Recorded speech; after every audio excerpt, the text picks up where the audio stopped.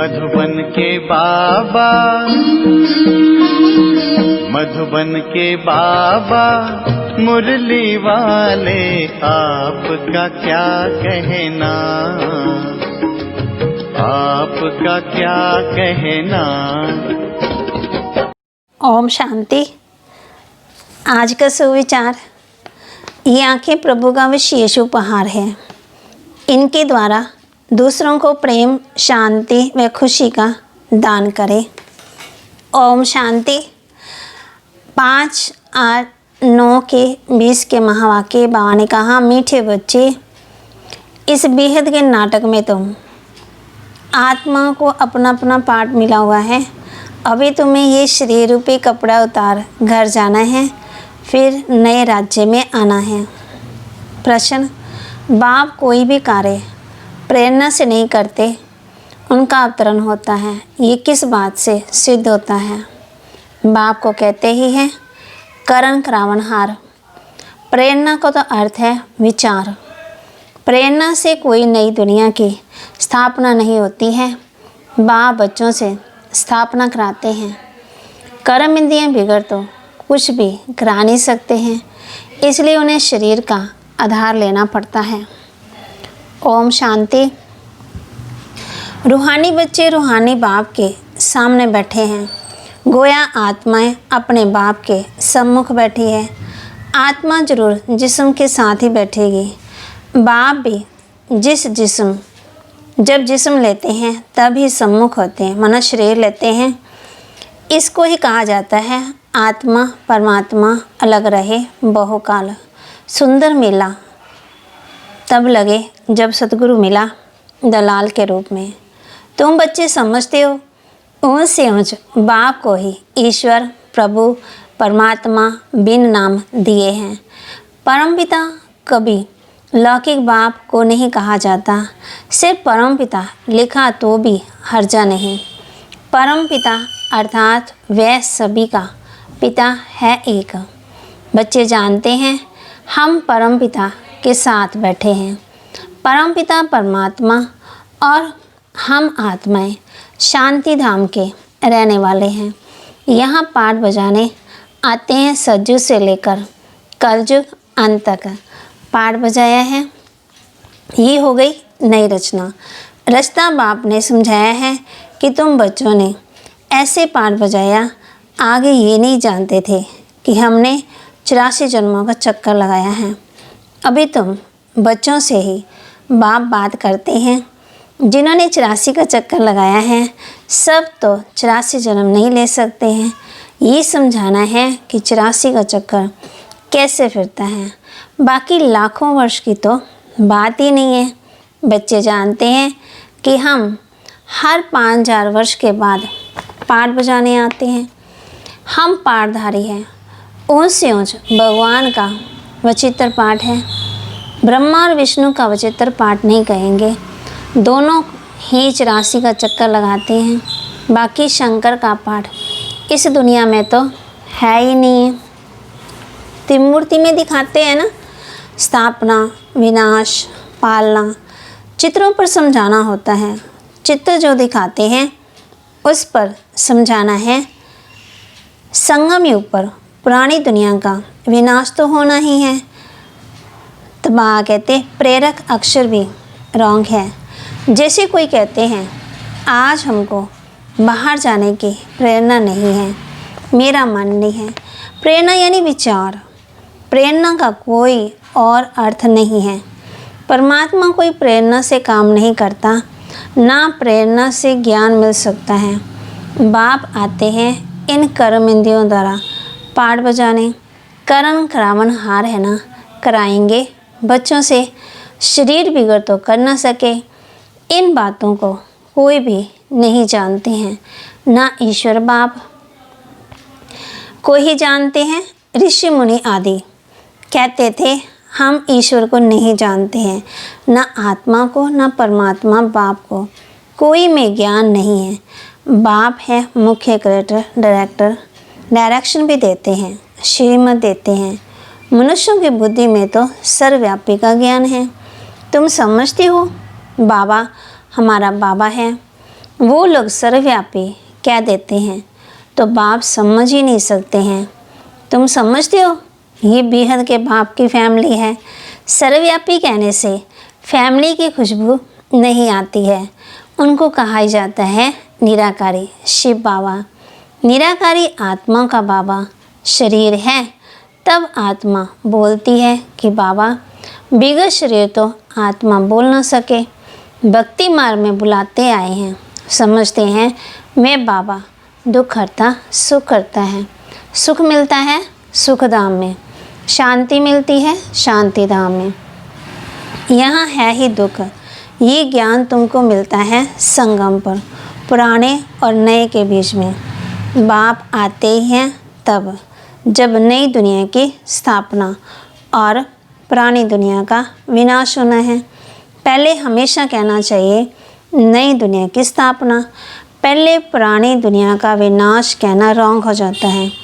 अभी तुमको बेहद के नाटक की नॉलेज मिलती है। जैसे उस नाटक में एक्टर्स आते हैं ना, तो घर से साधारण कपड़े पहन कर आते हैं, फिर नाटक में आकर के कपड़े बदलते हैं। फिर नाटक पूरा हुआ तो वह कपड़े उतार कर घर जाते हैं, वही कपड़े थोड़ी पहन के घर जाते हैं। यहाँ तुम आत्मा को घर से अशरीरी आना होता है। यहाँ आकर ये शरीर रूपी कपड़े पहनते हो। हर एक को अपना अपना पार्ट मिला हुआ है। यह है बेहद का नाटक। अब ये बेहद की सारी दुनिया पुरानी है, फिर होगी नई दुनिया। वे बहुत छोटी है, एक धर्म है। तुम बच्चों को इस पुरानी दुनिया से निकल फिर हद की दुनिया में, नई दुनिया में आना है, क्योंकि वहाँ है एक धर्म। अनेक धर्म, अनेक मनुष्य होने से बेहद हो जाती है। वहाँ तो है ही एक धर्म, थोड़े मनुष्य है ना, एक धर्म की स्थापना के लिए आना पड़ता है। तुम बच्चे इस बेहद के नाटक के राज को समझते हो। ये चक्कर कैसे फिरता है। इस समय जो कुछ प्रैक्टिकल में होता है उसका ही फिर भक्ति मार्ग में त्यौहार मनाते हैं। नंबरवार कौन कौन से त्यौहार हैं ये भी तुम बच्चे जानते हो। ऊंच से ऊंच भगवान शिव बाबा की जयंती कहेंगे। वह जब आए तब फिर और त्यौहार बने। शिव बाबा पहले पहले आकर के गीता सुनाते हैं, अर्थात आदि मध्य अंत का ज्ञान सुनाते हैं। योग भी सिखाते हैं, साथ साथ तुमको पढ़ाते भी हैं।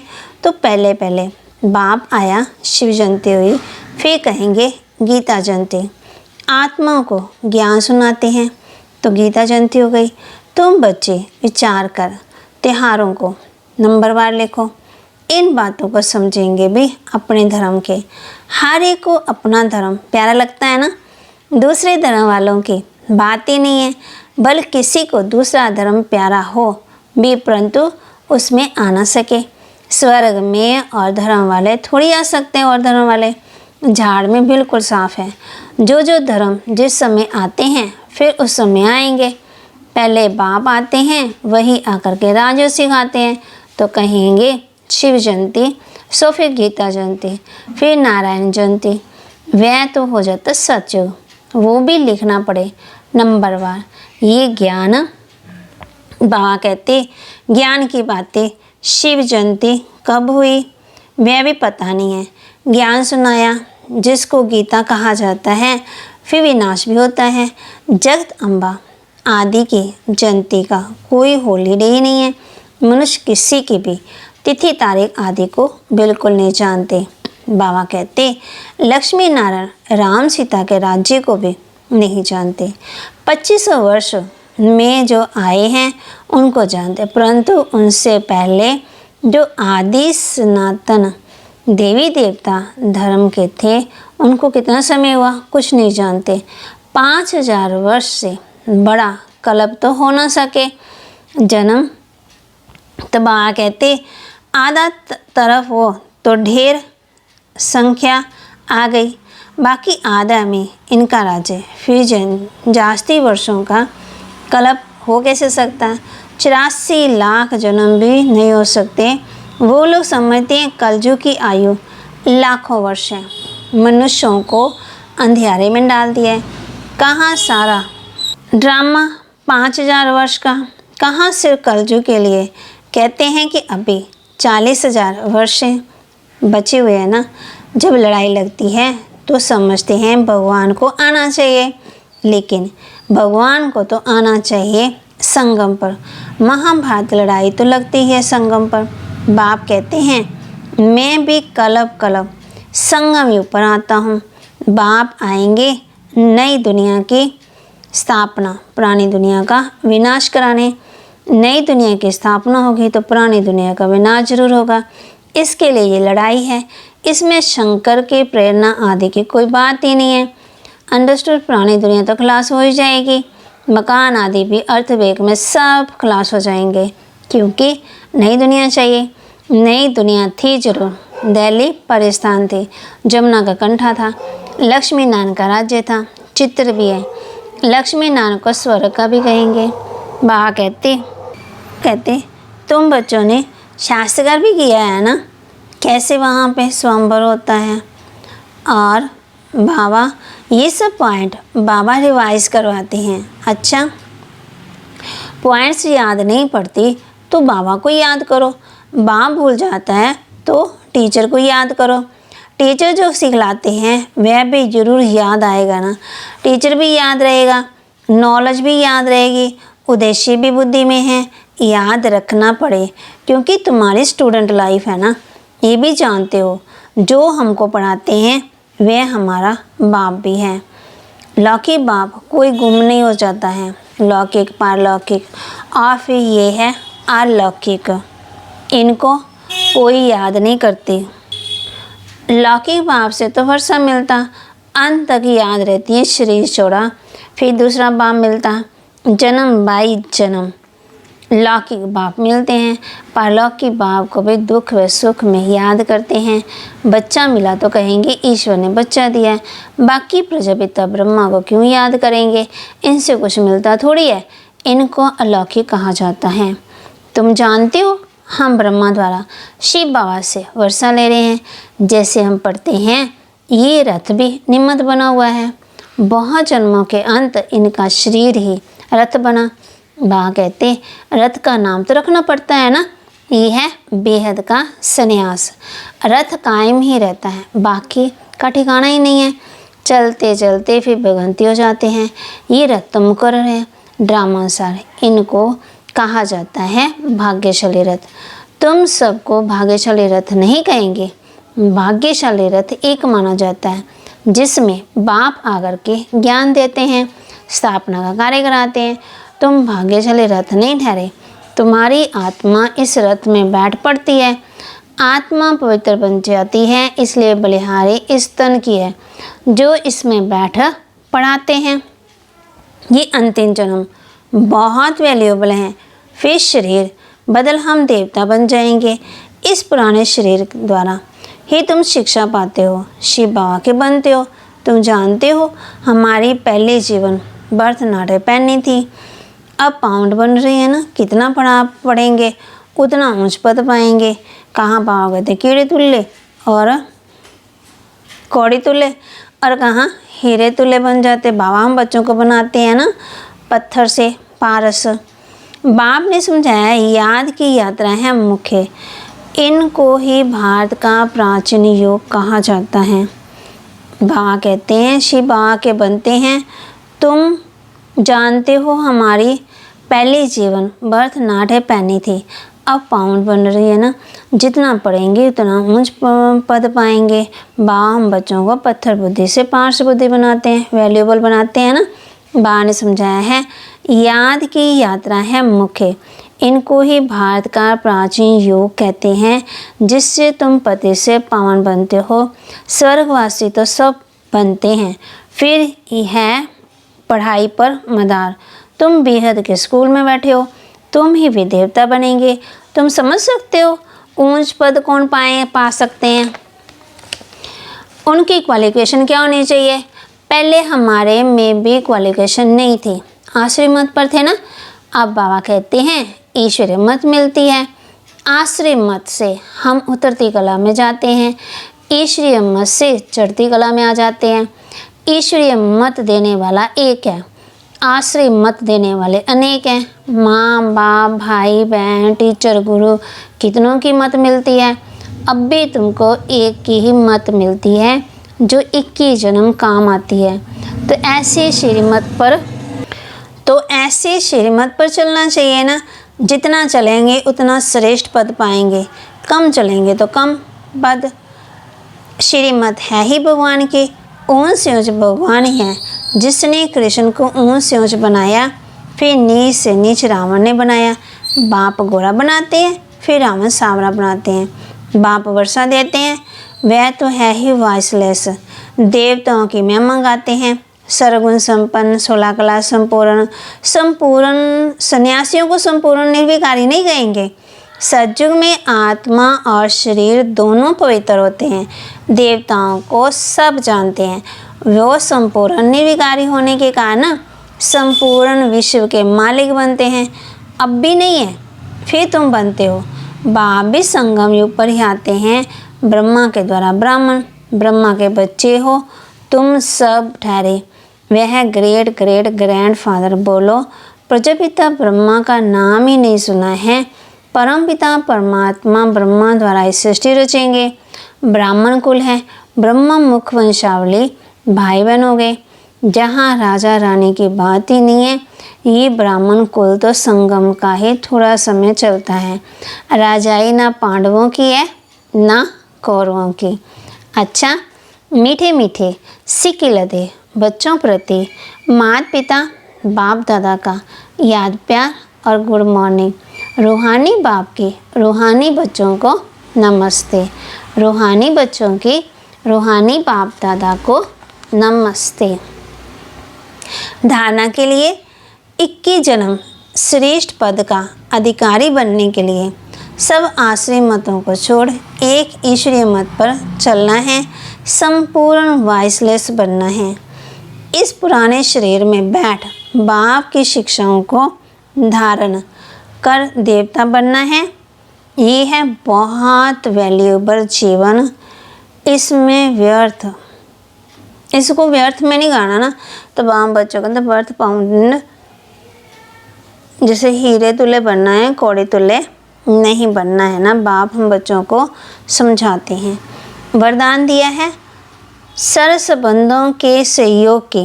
बाबा आज हम बच्चों को वरदान दे रहे हैं। सर संबंधों के सहयोग की अनुभूति द्वारा निरंतर योगी सहज योगी भाव।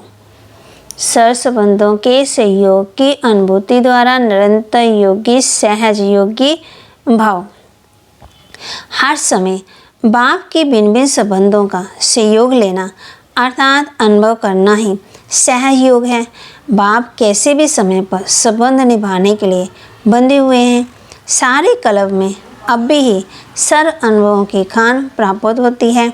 इसलिए सदा सत संबंधों का सहयोग लो और निरंतर योगी सहज योगी बनो। क्योंकि जो सर संबंधों की अनुभूति व प्राप्ति में मगन रहता है, वह पुरानी दुनिया के वातावरण से सहज ही उपराम हो जाता है। स्लोगन सर्व शक्तियों से संपन्न रहना है, यही ब्राह्मण स्वरूप की विशेषता है। सर्व शक्तियों से संपन्न रहना यही ब्राह्मण स्वरूप की विशेषता है। आई बाबा ने हम बच्चों को बताया कि सर्वगुण संपन्न कौन है। सर्वगुण संपन्न है देवता। बाबा कहते सन्यासियों को नहीं कहेंगे संपूर्ण निर्विकारी। और बाप कहते हैं कि माँ बाप भाई बहन टीचर गुरु तीनों की मत मिलती है ना तुम बच्चों को। तो ईश्वर मत से हमारी चढ़ती कला होती है और मनुष्य की मत से हमारी गिरती कला होती है। बाप हम बच्चों को नई दुनिया और पुरानी दुनिया के लिए बताते हैं।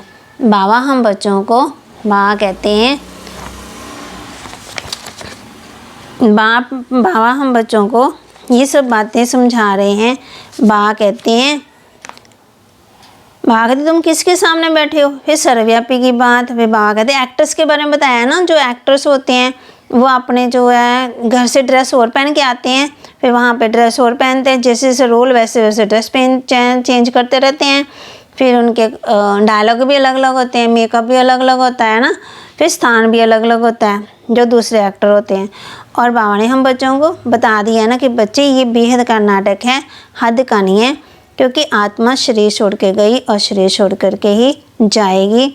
तो आत्मा भागते अनेक धर्म होने के कारण, तो आत्मा अपने घर से आई है, उसने अपने घर जाना है ना। ओम शांति।